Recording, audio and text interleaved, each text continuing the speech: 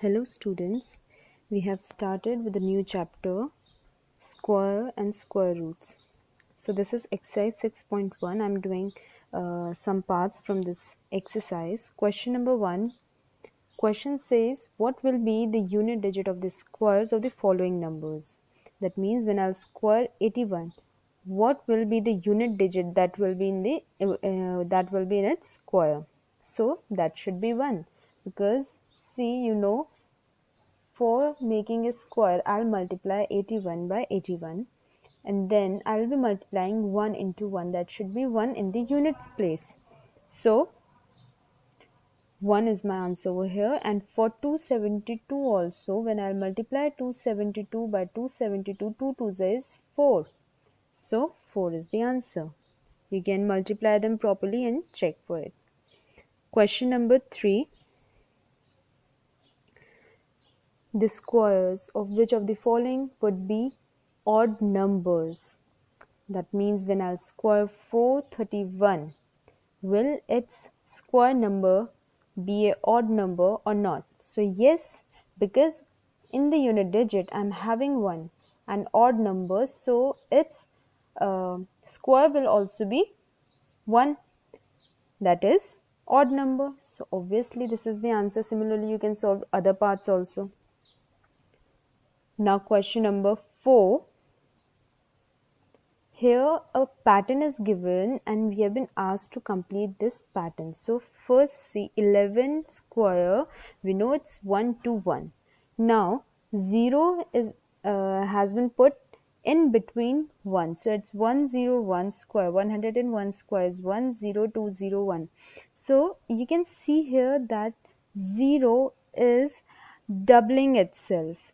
We are not having 0 over first part, then here I'm having 1 0, so it's doubling itself in a specific manner. So in the next part 0 0 is there, so it's doubling, it's 4 here, now it's 4 here, so it's 4 and 4 8 here in a specific manner. See, they've been inserted between 1 and 2, 2 and 1.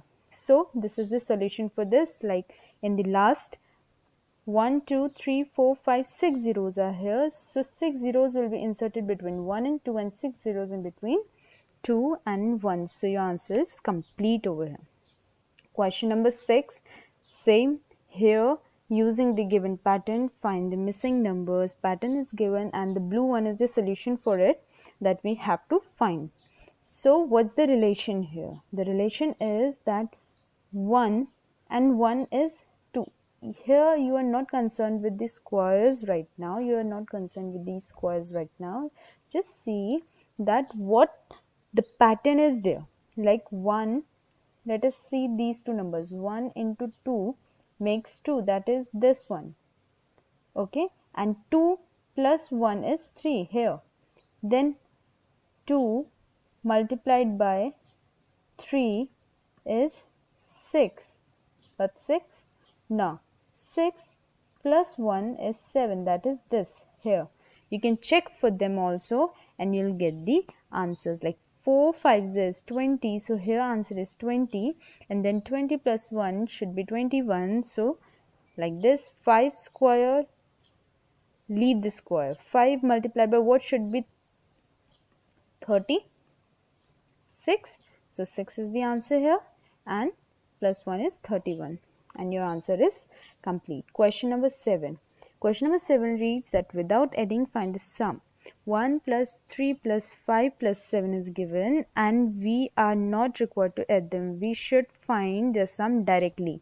And we know one rule, that sum of consecutive odd numbers gives n square. What is n? Number of consecutive odd numbers here. 1, 2, 3, 4, 5. So n is 5. And 5 square, that means it's 25. Now add 9. See, add simply 7 plus 3 is 10. 10 and 9 is 19. 19 and 1 is 20 and 20 and 1 is 25. So without this addition, we have directly found the answer that 5 square, where n is 5, 5 square is 25. 8th, first part, express 49 as the sum of 7 odd numbers. 49, you know that 7 square is 49. 7 7 is 49. So, as the sum of 7 odd numbers we have been asked, like this question, in reverse of that is this question.